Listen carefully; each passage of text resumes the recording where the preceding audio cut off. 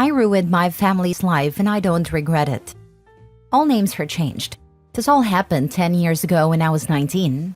Around the holidays, I found out my then boyfriend Kevin was cheating on me with my older sister Jen. I was beyond devastated because Jen and I were really close and she was my role model. Not only that, but Kevin was honestly my first big love, so it was really crushing. Everything was made so much worse when my parents sided with Jen. She had always been a bit of the golden child, but my parents had never shown their favoritism to this extent. They kept telling me that these things happen, but family always forgives, and crap like that. It made me cry a lot, and I kept telling them that I couldn't forgive them. My dad told me to stop being so dramatic. My mom said I was a disappointment because she raised me better. Jen just said she was sorry, but she and Kevin really loved each other and they never meant to hurt me. I honestly just felt so alone and depressed and worthless. I was like a zombie for months. I mostly just slept and refused to talk to my sister. My parents kept telling me to move on because even if it hurt, Jen was still my sister and she was more important than some guy. Eventually, it was too much and I decided to end myself. I was so convinced that Kevin was the love of my life and I just couldn't get over how he betrayed me and how my family made me feel so alone and crazy. I wrote a very angry and depressing final note that talked about everything that had happened and scheduled it to be published on my Tumblr after I died. Fortunately, my roommate/best friend Alice found me after I overdosed on pills. I was unconscious for a while before I woke up. Then I was put into hold because I was still very obviously self-ending and was considered a danger to myself. I was in there for a while and only had contact with my grandparents since they were the only ones I wanted to talk to at a time. When I finally got to go home, it was my grandparents who picked me up and took me to their house. They are the reason why I'm still here right now, and I love them more than anything in the world. They put me in therapy, got my medication, and were with me the whole time. I never asked about my family and they never told me anything either. At the time, I just assumed they were mad at me for being dramatic. Then I got the real story from Alice a month later. Her then girlfriend had been angry on my behalf and shared my Tumblr post on our Facebook. She even tagged my parents, Jen, and Kevin and called them out. Her then girlfriend was also one of those people who had over 1,000 friends, so the post got shared, and my family and Kevin were attacked by family, friends, and strangers. It was a crap show. A lot of people called Jenny whore, and my parents heartless monsters. My mom was ostracized by her church. My dad's friends stopped talking to him. A lot of Jen's friends were disgusted by her behavior and ditched her. Kevin got backlash too because he lied to his super religious family that we had broken up amicably and said God guided him to Jen. My grandparents told my mom, their daughter, that she was dead to them for how much she and my family hurt me. They were the ones that forced my parents and Jen to back off and leave me alone and to never contact me until I reached out to them. But I never did because they were dead to me too. Jen and Kevin ended up breaking up after his parents sent him away to find Jesus again. I have no idea what became of him. Jen had to move to get away from everyone calling her a whore. I haven't spoken or even seen her in 10 years. Last I heard, she's got 3 kids from 2 different men and she's not with either of them. My parents became social outcasts and are now just homebodies. We rarely talk and it's all superficial. They missed my birthdays, my graduation, my engagement, and even my wedding. They won't be part of my child's life either. I know it hurts them. I tell people around me that I don't care about them or their feelings, which is true to an extent. But in reality, I'm glad. I'm glad they're hurting and suffering. I'm glad their lives suck and they're all unhappy. I shouldn't be, and I haven't told anyone, not even my therapist, how I actually feel about my family now. I know this is probably just my resentment and it's probably not healthy, but I can't help it. I almost ended myself over what they did, so it feels almost like karmic justice to see them hurting now. I even kind of hope they feel like how I've felt, alone and like no one cares about them. I'll tell my therapist one day, but I just wanted to say to the void for now. Now for the top comments. If destroying them gave you your sanity back, congratulations. Your grandparents sound great and loving.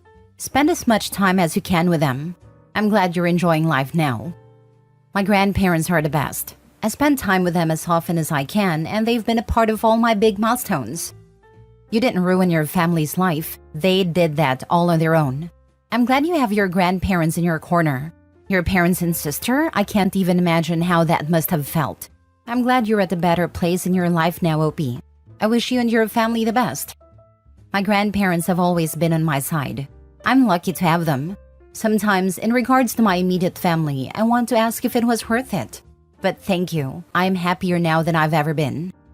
Your parents just didn't think you had a power to hurt their little perfect lives and went for the least resistance path. Let your ex be with your sister, otherwise, what would have other people thought? Well, you messed all of them up and showed them that you have the power to create your own path, and they had to put up with all their lies and crappy behavior. The best revenge is living a great life. Virtual hugs. Next story. My sister being abused by my ex-fiancé, but I don't care, and I won't be helping her. 5 years ago, my older sister Jess slept with my ex-fiancé John. It was one of those I've loved him for years situations for Jess, or so she claimed back then, so she took her shot to get with him, even as the mistress he hides away. And John? Well, he was mad back then because I didn't fight for our relationship. Suffice to say that when I found out they were screwing around, I mentally thought, wow, these people are pathetic. I had no intentions of fighting, arguing, begging, and never even cried now that I think about it. Even back then, I was a one-and-done kind of person. I cut my mother off for cheating on my dad. I cut off friends who cheated on their partners even when we were stupid kids. Cheating isn't a mistake. It takes me off thinking about it. Just crying and telling me, you have to understand, like I hadn't caught her screwing my fiancé in my bed in my condo. Or John yelling at me is saying, if you ever loved me, you'd fight for me, or cry for me, or do something. And then the most hilarious line of, maybe if you put out more, I wouldn't have strayed. And seriously, I was always the one initiating even before our engagement. And I had stopped bothering because he claimed his libido was lower than mine. I know for a fact that I'm a good lay, he just never wanted to put any effort in. And even if I hadn't been trying to have sex regularly, that is not an excuse to cheat. I tossed them out, packed up my crap, canceled everything but the honeymoon, and got refunds. I sent John's family their 25% contribution and security footage of John screwing my sister in the living room. It went back to the day he moved in, and the idiot probably forgot I had security cameras inside. And that was beyond petty, but despite how much his family loved me, I also knew that his doting father and grandmother would never believe John was capable of cheating on me without some kind of proof. I didn't need them harassing my family like they did others for lying about their family. I had also evicted John and then had an agent sell my condo while I turned my would-be honeymoon into a solo thank duck I'm free trip. And when I came back, I moved. Again, one and done kind of girl. Cheaters, liars, betrayers, and perverse jerks do not deserve forgiveness nor second chances. I learned that with my parents' situation. You give a second chance, they'll do it over and over again. Then scream, you said you forgave me, and I can't help it, it meant nothing, while victimizing themselves. It took my dad years to stop forgiving my mother, but I will never make that mistake. In 5 years, Jess and John got married because she was pregnant, moved into her apartment together, and now have 3 children, 4 male, 3 male, and newborn girl. They have no friends, no familial support beyond my mother. My dad is apparently involved with his grands but does not help financially, nor does he babysit or even let John into his house. I was visiting my dad when Jess showed up at his house in the middle of the night. She had her children with her, had a black eye, marks on her neck, and bruises on her arm. I was worried as my dad brought them all in. That worry disappeared the moment she said John got angry at her because I'm not Opie. She was blubbering about all the things John expected of her and how he essentially wanted her to be me. Little Miss Perfect, even though I'm the one that didn't want him. Dad tried to stop her multiple times, but I told her to keep going. Her tirade was how it should have been me he hated and hit, not her. That John lost his family because of me. They only have our mother as help because of me. That I didn't love him enough to fight or be with him no matter the circumstance like she did. That everything falling apart was on me, not her. And that she was sick of how I ran away and yet still managed to ruin her relationship with John. Even her wedding was all about how OP would have wanted this, and intimacy always ends with, sex with OP was better, you need to try harder. And apparently in Jess's eyes, John beating her for the first time was entirely on me. Wanna know why? Because her children look like our mother instead of me, who looks like my father. That even her children are treated like afterthoughts by John because he had hoped they'd get good genes. They only had another child because he wanted one to look like me, and that one doesn't either. And then, she said that maybe if I talked to John, things would get better for her. After all that, Dad pretty much told her that her kids will be staying with him, but she was on her own. Go to the police or your mother. Then she turns to me, begging me to convince him otherwise. Like, is she serious? You're in a situation of your own making. You're older than me, decided to screw a taken man, and then married him even after you claimed all he wanted was the woman that abandoned him. You're the one that was cut off from any viable support system by being an awful person. No one deserves to be mistreated, and I don't view it as karma, but Jess stopped being my sister the first time she slept with John. Someone that loves you would never show such blatant hate for you. That goes for both of them. Isn't it funny how once they get the dude, get married and have kids, it all falls apart? A relationship that starts as an affair is never truly healthy. They might stay together, but it is rarely a soulmate situation. By the way, if John was so into you, why didn't he fight for the relationship? Bystanders, at least back then, begging and arguing is how you fight for a relationship.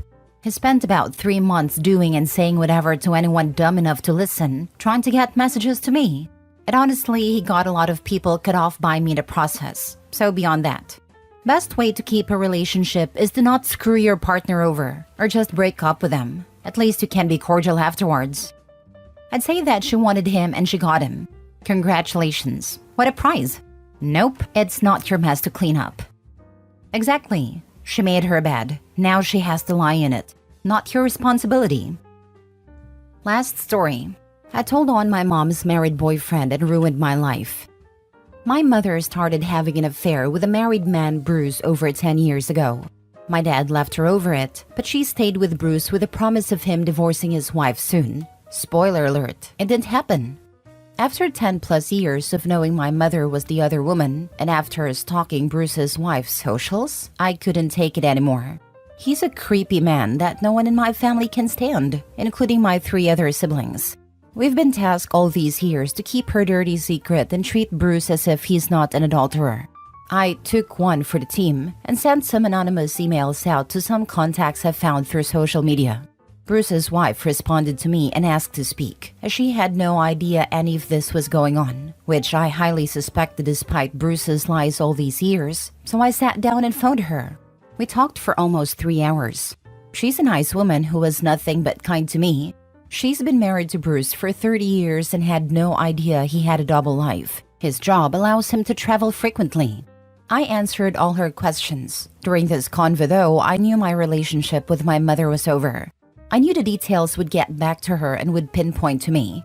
Bruce's wife thanked me over and over and shared she would be divorcing Bruce once she got her finances in order. It was a very emotional conversation, and I'll never forget the sound of her cries as I told her all the details. The next day, I was completely cut off from my mother. I had no way of contacting her, and shortly after that, the harassment of members of my family came flooding in. Messages of disgust towards me and support towards my mother. Everyone turned on me and will no longer speak to me. I can't imagine she's telling them the truth of what I did. I told on her married boyfriend. I'm shocked my family has chosen her side and abandoned me. Sometimes regret washes over me, but in the end, all I did was speed up the inevitable. And I did it for my siblings who couldn't stand his presence anymore. I thought I would get rid of him, but it backfired. Not only are Bruce and my mother getting married, my siblings chose her side and have cut me off.